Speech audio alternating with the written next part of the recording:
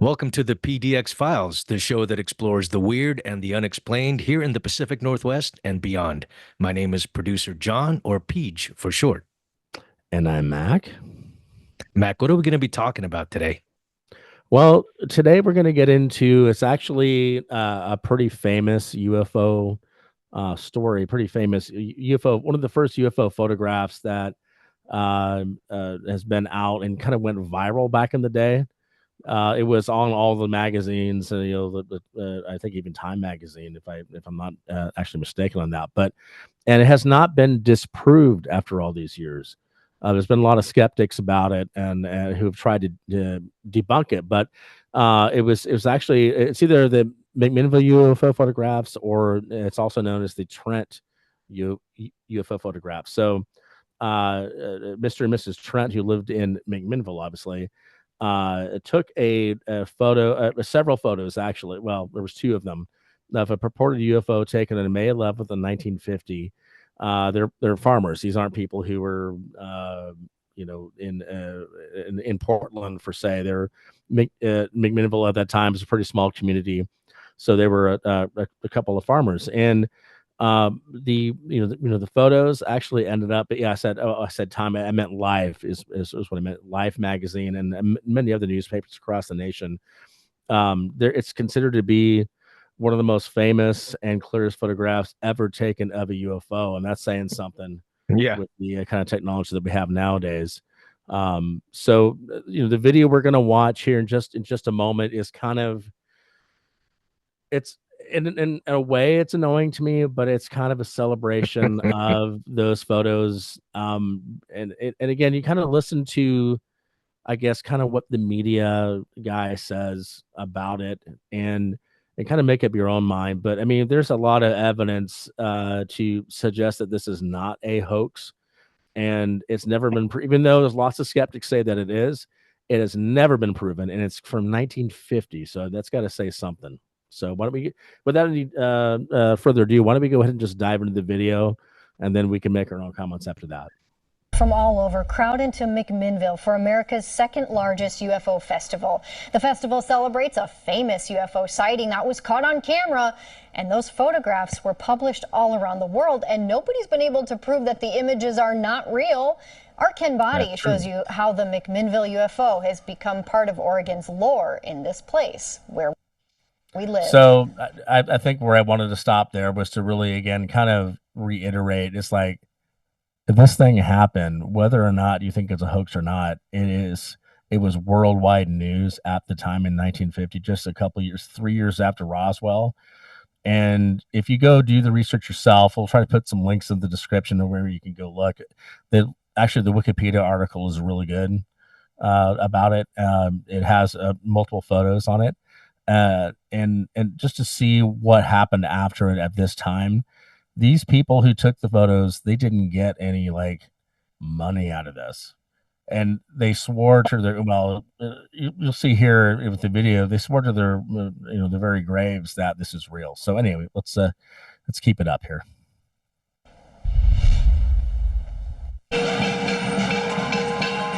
For 3 days every May, McMinnville, Oregon becomes UFO Central. Only the UFO Festival in Roswell, New Mexico is bigger. This bizarre celebration commemorates a reported UFO sighting near here in 1950. I believe.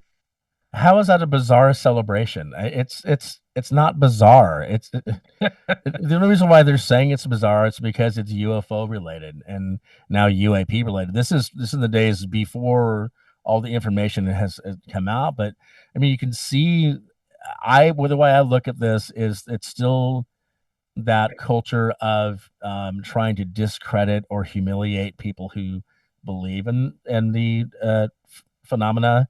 And so it's kind of interesting to hear that it's like bizarre and weird and look, come on, man, that's not journalism. And I know you have to take it too seriously, but it could also be the tagline for the festival. You never know. Shall we continue? Let's do it. Oops, let me do that again. Yeah, it's up to 40 seconds. Got it. I believe something exists out there. I'm not 100% sure what it is, and I do believe that they saw something.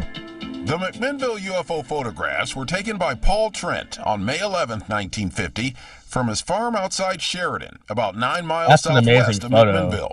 First published in the local paper, the Telephone Register, the pictures went the 1950s version of viral. The story was picked up around the world, even becoming a cover story in Life magazine. Paul Trent and his wife Evelyn swore to their deaths in the late 90s that the pictures are real and not a hoax. No one's been able to prove otherwise. No, and they've taken another look at it as recently as 1999, and the government is still unable to debunk it. I don't remember the government ever. I got to say, I don't think the government was ever involved in trying to debunk it. They actually, at that time, ever since they closed down Project Blue Book, had denied that aliens even existed, that any UFOs ever existed. So I get what she's saying there, but more of what is like the skeptics who have tried to send it to like photo analysis and have people who are pros look at the photo.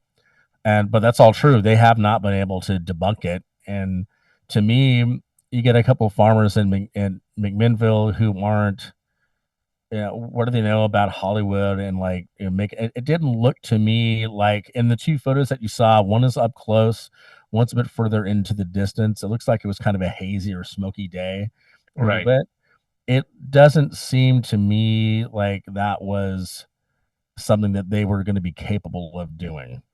Even though it looks like it could be like a light fixture or a light cover or something like that, I just don't think that they would have had this sophistication to do that from a tech perspective. Maybe not that they're stupid. I'm not saying they're that, but I'm just saying to me, it's more likely that they just like, holy shit, what the fuck is that? We've got, and maybe they're enthusiasts. They've got their camera, obviously, right? They're like, let's get this shit done. And then they barely got a couple photos before it went away. Nowadays would be like, a video of everything happening, right? So anyway, who knows? Let's continue on with the vid. Okay. Recognizing a good marketing opportunity, McMinnville's decided to start the UFO Festival when they opened the Hotel Oregon in downtown McMinnville in 1999. I know we've taken it and run with it. The entire community has bought in, from the Yes, McMinnville Downtown Business Association to mom and pop shops all over town. The big parade on Saturday is the major attraction, but there are also kids' activities, lectures by UFO experts, and the ongoing debate. Are the Trent UFO photographs real? There's definitely something out there, and I think there's a lot more to explain. Ken Body, Coin 6 News.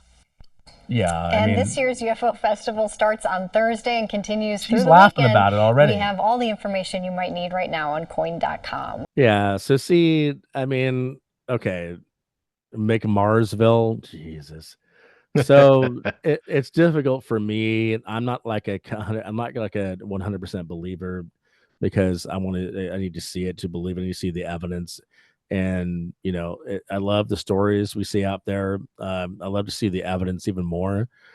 I think the media even now still kind of has this like smart ass attitude about it. And it's because of 50 years plus of the attitude against UFOs, now UAPs, and the people who've had their reputations ruined, people who've had their careers ruined, and the laughter behind it. So there's some lightheartedness to it, but there's also some pretty dark stuff that's actually happened to people, even recently with this topic. That I don't think that the Trents would be brought out to be examples of that nowadays, but. And I think you got to take for what whatever you want to see in that photo, I guess you're going to see. But I'll also look at the evidence and the fact that they haven't been able to say, oh, look, there's a wire holding that up, making it happen, right? There's the spatial distance between where they're taking the photo versus where it is, right? And some of that other evidence, I would think that would be pretty easy to prove a hoax. On the other hand, so I was looking at something here also in this Wikipedia article. It says the Condon Committee, which we can get into eventually. That's actually a pretty important committee that looked at a lot of the evidence from Project Blue Book and Project Grudge and Project Sign. There were 3 actual programs that the government ran to look into this. And if people want to look it up, I mean, it goes all the way back in modern times to World War II and maybe even before then. And the ancient alien stuff, I've kind of grown to laugh at a little bit, but actually the more I see about it, I don't think it's like crazy out of the anyway. I don't want to get into that just right now. I'm going to stick to this because I can go down a rabbit hole quick. But just the fact that they and one of the most amazing sightings without any evidence was the Kenneth Arnold sighting, a pilot, a pretty incredible guy who saw similar objects in the Pacific Northwest. Again, that happened to be a hot spot, and it is even today. That's a future episode. But seeing these things, in my opinion, it's not created by the farmers. I think they did see it. Now, were they more tech savvy than your normal farmers because they had? I mean, you saw the photo with the guy with the camera, was ready to go, probably. But my mom was like way ahead of me in tech. She was on social media before I was. So that doesn't mean that she hoaxed anything or that they hoaxed anything. So at least that's my opinion. I feel like it's like McMinnville as they've done, and I'm probably never going to have them as a sponsor for the show, but they've sucked ever since they came into existence, even more so, and now they're just making a big fucking parade out of it. So of a serious thing, at least in my opinion. Well, we know the Trents did not, take the photograph, publicize the photograph in order to make way for the UFO festival that will eventually happen in 1999. Right, So, right. Yeah. So they never made money out of it. They swore to the day that they swore died. to the day that they died. So it's not anything that, I mean, obviously some notoriety comes with something like that, right? And so maybe if they were, if they did do this with ill will, maybe that was all that they were after. Is like, so now, we'll be remembered. Just the 5 minutes of fame kind of deal. We will have, well, it's more than 5 minutes. They have a Wikipedia page about it, so it's true for eternity now, for as long as there are servers that could keep the Wikipedia page up. But the thing that bothers me about, and I get it, I get that, that there's agencies and whatnot that have tried to debunk it or right. And it's not been debunked this whole time. My problem with it is that I don't know. I mean, it's so quintessential UFO or UAP, right? It's the saucer. It's the flying saucer. And even like the way it looks, it's so 1950s. And so to me, it's like, that's where I kind of like draw the line in terms of being able to believe that this is possibly real, is because it just looks like it's something that a 1950s mind, the design rather, is something that the 1950s mind could conjure. That's all they could conjure, because they did not see how like the spaceships in Battlestar Galactica looks. They did not see how the spaceships in Star Wars look. You know what I mean? And so for me, it's no, like, I get what you mean. so yeah. if there was going to be UFO sightings, if there will be UFO sightings in the 1950s or now, the craft, to me, I don't know, maybe it's a little biased still, but the craft will look more sophisticated, would look more advanced, not anything that, because it's just at that time in the 1950s, that was the image of a UFO, was the saucer, the flying saucer. That's where I guess that's where I'm kind of drawing the line in terms of whether, to believe it or not. Well, and there actually is. I mean, it's an explanation, and it's been kind of found in a lot of UAP cases where witnesses see something that is completely different, even if they photograph it from what somebody else saw, right? So, and the reason, the theory behind that is that the extraterrestrials have the ability to influence what it is that we see.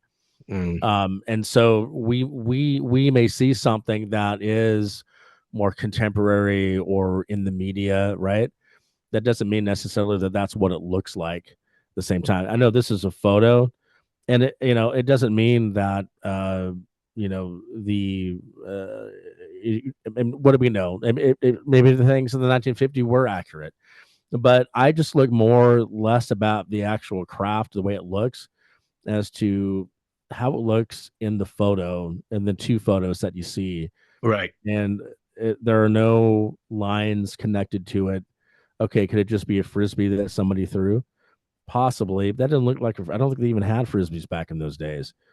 Does it No. look like something that you could, like a light fixture on the ceiling? I don't know if that's the right term, but that looks like, you know what I'm talking about. And I've got in some apartments I've lived in, some of the lights look like boobies, right? But they're not boobies. It's just what we want to see, right? So again, kind of going to your point, are people seeing what they want to see?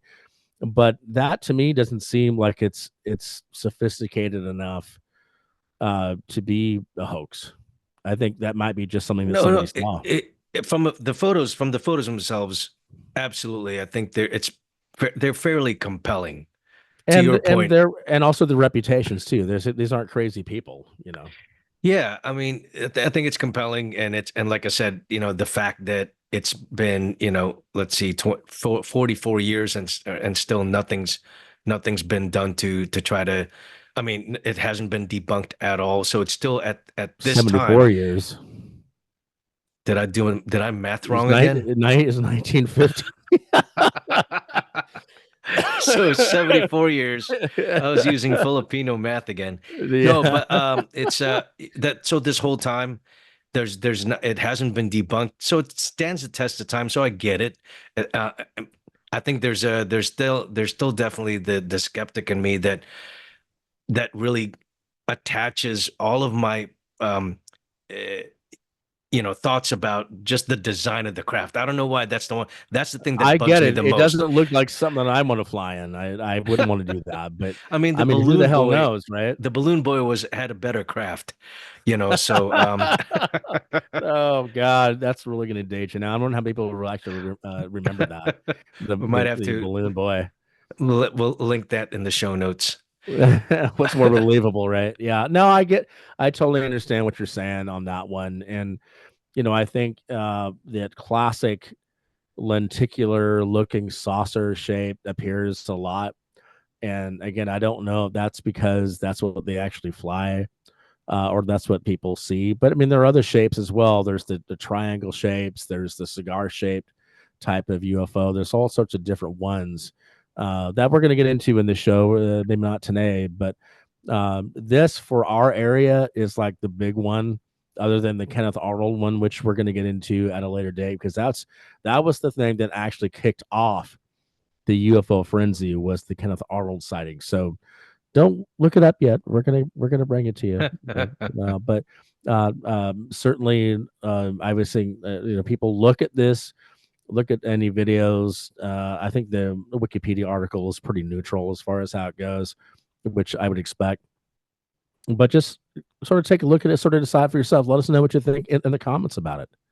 Yeah, absolutely. Thanks again for joining us for another episode of the PDX Files, where we dive into the weird and the unexplained here in the Pacific Northwest and beyond. And Mac, what are we going to be talking about the next time? Well, next week we are going to be diving into episode 3, which is going to be on another favorite topic of anybody who likes weird true crime conspiracy theories, and it's in the zeitgeist, right? It's definitely something that if you say DB Cooper, pretty much anybody is going to know who that is, and kind of understand that there's something weird about it. So that's where we're going. I'm looking forward to that. Before then, rather, if you like this video, please hit that like button. If you're not already a subscriber, please hit that subscribe button, and we'll see you next time.